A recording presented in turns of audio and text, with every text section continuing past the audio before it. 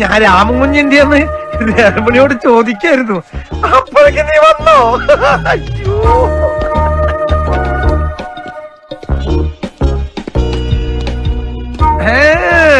ജാനയ്ക്ക് പണിയായിന്ന് അറിഞ്ഞല്ലോ രാമൻകുഞ്ഞ്. നന്നായി. ജോസഫ് മുതലാളി മനസ്സ് വെച്ചാ നിന്റെ കുടുംബത്തിലെ സകല ബുദ്ധിമുട്ടും മാറിക്കിട്ടും. പിന്നെന്തിനാ തോട്ടം പണി? നിനക്കിവിടെ മെയ് അനങ്ങാതിരുന്ന് വലിച്ചാ പോരെ. എന്താടൊരു വല്ലായ്മ? നിന്റെ അച്ഛനെന്ത് പറ്റിയടാ? യൂണിയൻകാരെ അച്ഛനെ തല്ലാൻ വന്നു. തല്ലാനോ? പാർട്ടിക്കാരനായി നിന്നവരിതിനാണ് തല്ലുന്നേ? ഏയ് അങ്ങനെയൊന്നുമില്ല.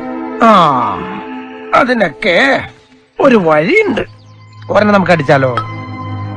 നിന്റെ ശ്വാസതടസ്സം ചുമയും എല്ലാം പമ്പ കിടക്കും. ഇത് ഒന്നാം തരം ഔഷധല്ലടാ. ഗ്ലാസ് എടുക്ക്. അത് വേണ്ട. രമണിയെ, 2 ഗ്ലാസും കുറച്ച് വെള്ളം എടുത്തേൻ. ഞങ്ങള് കൈ വെച്ച ശരീരത്തിൽ നീര് മാറാൻ പണ്ട് കാരണന്മാരൊരു പ്രയോഗം നടത്താറുണ്ട്. 1/2 ഗ്ലാസ് ചാരായത്തിൽ ഒരു കോഴിമുട്ട പൊട്ടിച്ചൊഴിച്ച് ഇത്തിരി കുരുമുളക് ഇട്ട് കലയ്ക്ക് ഒരു പിടി പിടിച്ചാ നീരും മാറും, തലയ്ക്ക് ഒരു ഓളം കിട്ടും. വീട്ടിൽ ചെന്നപ്പോ പങ്കി ആശുപത്രി പോയിരിക്ക. എന്നാൽ പിന്നെ ഇവിടുന്ന് ഇത്തിരി കഞ്ഞിരവെള്ളം വാങ്ങിച്ചു കുടിക്കാന്ന് വെച്ചാ ഇവിടെ ആണെങ്കിൽ ആരും ഇല്ല. അതുകൊണ്ടാ രമണിയുടെ അടുത്തുനിന്ന്.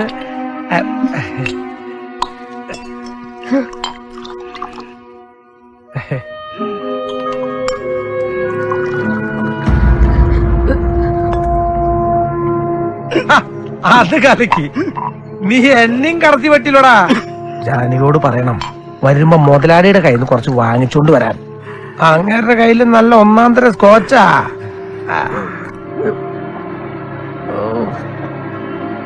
ഇവന്റെ സ്റ്റാമിന കൂടിയില്ല ഭഗവാനെ. ജോലിക്ക് പോണേല് എനിക്കൊരു താല്പര്യമില്ല. നിവർത്തിയില്ലാതെ വന്നാല് അഭിമാനം വെക്കാൻ പറ്റുമോ? വേണ്ട, പോകണ്ട.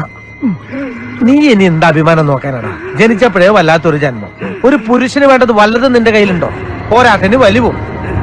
സത്യത്തിൽ ഈ കുട്ടികൾ നിന്റെ തന്നെയാണോന്നാ എന്റെ സംശയം. എന്റെ മാത്രല്ല, നാട്ടുകാരി.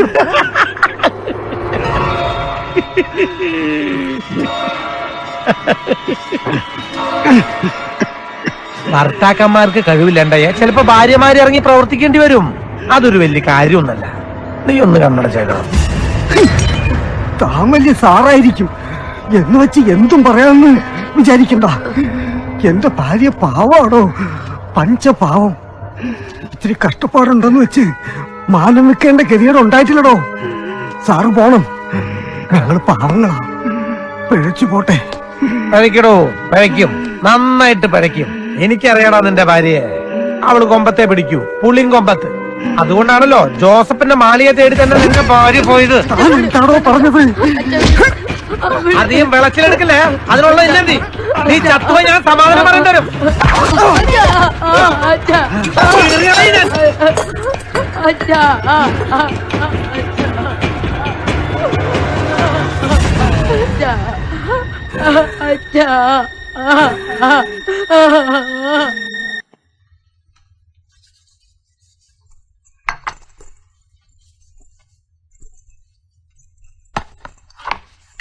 എന്താ ഇത്? വെജിറ്റബിൾസോ? മീറ്റ് ഇല്ലേ? ഇറച്ചി കിട്ടിയില്ല മോനെ.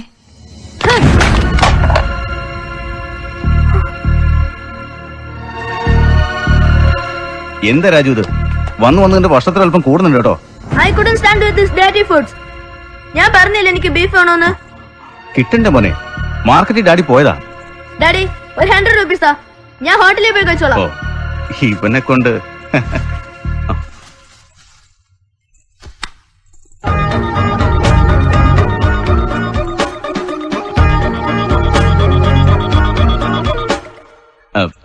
നീ പേടിക്കൊന്നും വേണ്ട കേട്ടോ, അവന്റെ സ്വഭാവം അങ്ങനാ. എന്തിനാ ജാനകി ഈ കുട്ടികളെ കൊണ്ടുവരുന്നത്? ഇവിടെ വേലക്കാരി മതി, പരിവാരങ്ങൾ വേണ്ട. അപ്പൊ ഒന്നാന്തര തല്ലി കിട്ടിന്റെ പുകില ഇത്. ദേ, നീര് വന്നാ ചൂട് പിടിക്കാൻ ഞാൻ ഉണ്ടാകുകയല്ല, ഇപ്പോഴേ പറഞ്ഞേക്കാം. അപ്പൊ നീ കമ്മ്യൂണിസ്റ്റാ? ഞാനൊരു കുന്നമല്ല, പക്ഷെ ഇങ്ങനെ പോയാലേ എനിക്ക് ആകേണ്ടി വരും. ഞാനാ ശങ്കരൻകുട്ടി. അയ്യോ സാറായിരുന്നോ? എന്നെ അറസ്റ്റ് ചെയ്യരുത് സാർ. തല്ലിയത് അവരെന്നെയായിരുന്നു. തന്നെ ഞാൻ എന്തിനോട് അറസ്റ്റ് ചെയ്യണേ? താൻ എനിക്ക് വേണ്ടപ്പെട്ട ആളല്ലേ? ഇനി താൻ ഒരാളെ തല്ലിന്നറിഞ്ഞാൽ അവനെ ഞാൻ വീണ്ടും കസ്റ്റഡിയിലെടുത്ത് ഒന്നും കൂടി കൊടുക്കുന്നല്ലാതെ തന്റെ ശരീരത്തിൽ ഒരു തരം മണ്ണ് വീഴാൻ ഞാൻ സമ്മതിക്കോ? കേട്ടാടി രമണി, ഇതാണ് സ്നേഹബന്ധം.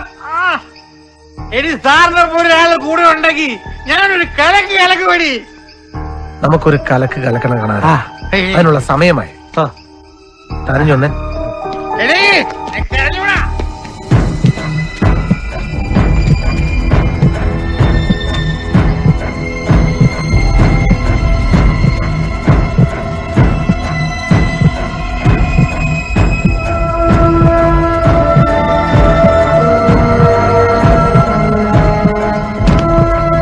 രമണി, ദൈവം എന്റെ കൂടെ ആണ്ടി. കണ്ടില്ലേ കുട്ടി സാർ എന്നെ കാണാൻ വന്നത്. എന്തോന്നാ മനുഷ്യ? അതൊന്നും പെണ്ണുങ്ങൾ അറിയേണ്ട കാര്യമില്ല. നീ നോക്കിക്കോ, ഇനി ഞാൻ ഇവിടെ ഒരു കളി കളിക്കും. പാർട്ടിക്കാരിവിടെ കിടന്ന് നെട്ടോട്ടം ഓടുന്നത് ഞാൻ കാണിച്ചു തരാം. എന്നിട്ട് ഞാൻ ഈ വീട്ടിനകത്ത് കയറും. ഓ, പറയുന്ന കേട്ടാ തോന്നുന്നു ഇതിനകത്ത് കേറാറുണ്ടെന്ന്. അകം കണ്ടിട്ടേ 4 വർഷമായി. ആ, എന്നാ?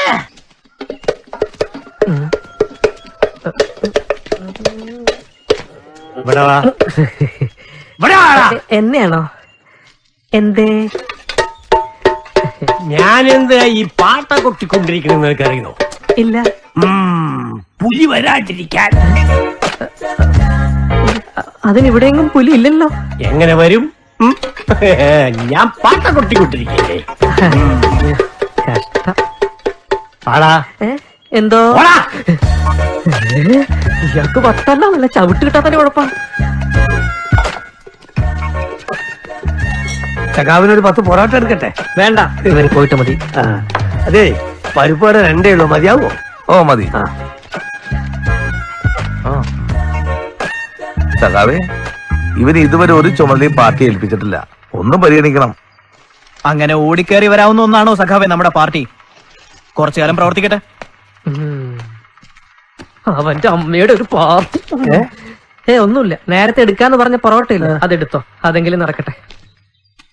വരുന്നുണ്ട്. ജോബി, ഒരു കാര്യം സംസാരിക്കാനുണ്ട്. പല പ്രാവശ്യം ആലോചിച്ചിട്ടാ ഞങ്ങൾ നിങ്ങളെ കാണാൻ തീരുമാനിച്ചത്. അതായത് ഇതൊരു ഔദ്യോഗിക കൂടിക്കാഴ്ചയായിട്ട് പരിഗണിക്കണം. വേണമെങ്കിൽ നിങ്ങളുടെ ഓഫീസിലോട്ട് പോകാം. അച്ഛൻ എന്താ പറയാനുള്ളതെന്ന് വെച്ചാൽ ഇവിടെ അച്ഛനെ പറയാം. ഇവിടുത്തെ തോട്ടം മേഖലയിൽ പണിയെടുക്കുന്ന നല്ലൊരു ശതമാനം പേരും ക്രിസ്ത്യാനികളാ. ഏകദേശം 32% അറിയാലോ. 10-45 ദിവസം ഈ സമരം തുടങ്ങിയിട്ട് പല തൊഴിലാളികളുടെ അവസ്ഥ വളരെ മോശമാണ്. അതുകൊണ്ട് സമരം പിൻവലിക്കണം. എങ്ങനെ പിൻവലിക്കണം? നിരുപാധികം. ഇക്കഴിഞ്ഞ 45 ദിവസവും ഞങ്ങൾ അനുഭവിച്ച കഷ്ടപ്പാടും ദുരിതവും മറക്കണോ അല്ലേ അച്ചോ? അച്ഛന് 32% ക്രിസ്ത്യാനികളുടെ കാര്യത്തിൽ മാത്രമേ വലിയ വിഷമം ഉണ്ടാവൂ. പക്ഷെ ഞങ്ങൾക്ക് അധ്വാനിക്കുന്ന തൊഴിലാളി വർഗത്തിന്റെ മുഴുവൻ കഷ്ടപ്പാടുകളിൽ സങ്കടമുണ്ട്, ആശങ്കയുണ്ട്. അവരുടെ വിജയത്തിനായി ഏതറ്റം വരെ പോകാനും ഞങ്ങൾ തയ്യാറാണ്. നിങ്ങൾ ചെയ്യുന്നത് തെറ്റാണെന്ന് ഞാൻ പറഞ്ഞില്ലല്ലോ. പക്ഷെ പലരും ആത്മഹത്യയുടെ വക്കിലാണെന്നുള്ള കാര്യം മറക്കരുത്. അച്ഛൻ ഞങ്ങളോട് പറയുന്ന സമയത്ത് ആ ഫെർണാണ്ടസ് മുരാരോട് എന്ന് പറഞ്ഞാൽ എന്താ? അങ്ങേര് നിങ്ങളുടെ ഇടവകയല്ലേ? എന്ത് പറഞ്ഞാ കേൾക്കത്തില്ലയോ? അതോ ഇങ്ങോട്ട് അങ്ങേര് പറഞ്ഞു വിട്ടതാണോ? അങ്ങനെയൊന്നും പറയരുത് സുന്ദര. ഇടവകയിൽ വന്ന് പല തൊഴിലാളികളും അവരുടെ വിഷമം പറയാറുണ്ട്. അല്ലെങ്കിലും സഭയിലേക്ക് ഒരാളുകൾ പാർട്ടിയെ തകർക്കാൻ വേണ്ടി തന്നെ ഇറങ്ങിയിരിക്കുക. ഇത് അങ്ങനെ വിട്ടാൻ പറ്റില്ല. ഒന്ന് വിളിച്ചു. കമ്മ്യൂണിസത്തെ കുഴിച്ചു മൂടാമെന്ന വ്യാമോഹത്തിൽ പ്രതിപക്ഷത്തോടൊപ്പം ചേർന്ന് കേരളത്തിൽ അങ്ങോളം ഇങ്ങോളം സംഘടിപ്പിക്കുന്ന പേക്കൂത്തുകൾ ഞങ്ങൾ കണ്ടിട്ടില്ല എന്നടിക്കരുത്. സ്വാശ്രയ കോളേജിന്റെ രൂപത്തിൽ സാമൂഹ്യ പാഠത്തിന്റെ പേരിൽ ഈ സർക്കാരിനെതിരെ എന്തെല്ലാം വ്യാജ കഥകളും വാർത്തകളുമാണ് നിങ്ങൾ കെട്ടിച്ചമച്ചത്. കേരളത്തിലെ മുഴുവൻ പാവപ്പെട്ട വിശ്വാസികളെ മതത്തിന്റെ പേരിൽ നിങ്ങൾ തെരുവിലിറക്കിയില്ലേ? എങ്ങനെയുണ്ട്? അതെ, ഈ നേരം കൊണ്ട് നമുക്ക് 10 പൊറോട്ട ബീഫും പോയി കഴിച്ചാലോ? വേണ്ടല്ലേ അച്ചോ? അച്ഛനോട് വിഷമം പറയാൻ വന്ന തൊഴിലാളികളെ ഇങ്ങോട്ട് വിട്. അവരെ പാർട്ടി സംരക്ഷിക്കും. എത്ര കാലം? ഞാനും കൂടി നിർബന്ധിച്ചിട്ടാ ഫാദർ ഇങ്ങോട്ട് വന്നത്. ജോബിയുടെ കടുംപിടുത്ത ഈ സമരം ഇത്രയും നീളാൻ കാരണം. ഞങ്ങളൊരു കോംപ്രമൈസിന് തയ്യാറാ. പാർട്ടിയും കൂടി മനസ്സ് വെച്ചാൽ നടക്കില്ല. സമരം ജയിക്കുമെന്ന് ഉറപ്പായപ്പോ പല അളവുകളുമായി രംഗത്തിറങ്ങിയതായിരിക്കും മോളും പിന്നെ ഇവളുടെ അപ്പന്റെ കാശിന്റെ പിന്നാലെ പായുന്ന ഇടവകയും.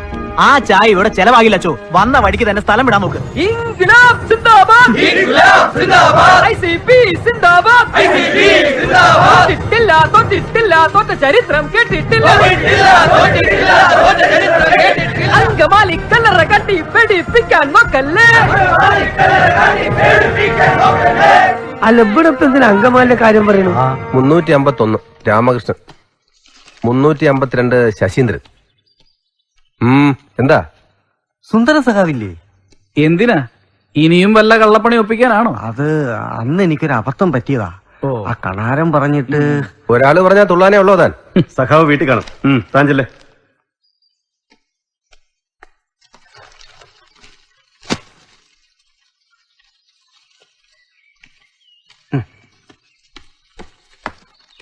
സഖാവിനെ കണ്ടത് നന്നായി. ഒരു കാര്യം പറയാനുണ്ടായിരുന്നു. നമ്മുടെ സമരം പൊളിക്കാൻ മുതലാളി ചില പദ്ധതികളൊക്കെ ഇടുന്നുണ്ട്.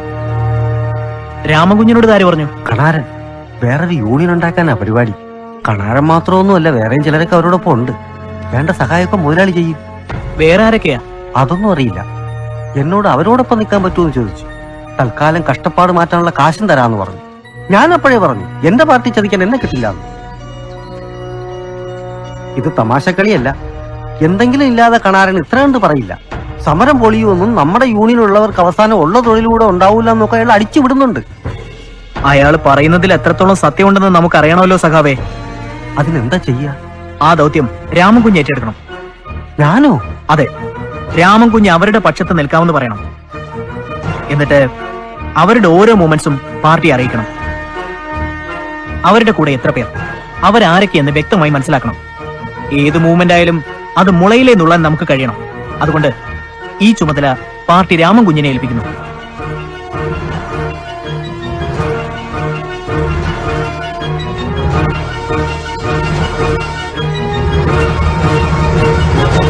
സഖാവ് പോലും സഖാവ്.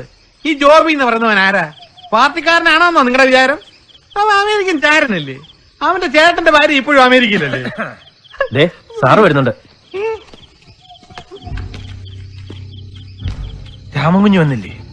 എത്തും. ഉറപ്പാണോ? പിന്നെ ഇന്നലെ ഇവിടെ വന്നു ഞാൻ റെഡി എന്ന് പറയുമല്ലായിരുന്നു. ഉണ്ട് കത്തറ. ഇങ്ങനെ പെട്ടെന്നൊരു മനമാറ്റം അവരുണ്ടാവാനുള്ള കാരണം എന്താന്ന് എനിക്ക് മനസ്സിലാവാത്തേ. വരുന്നേ.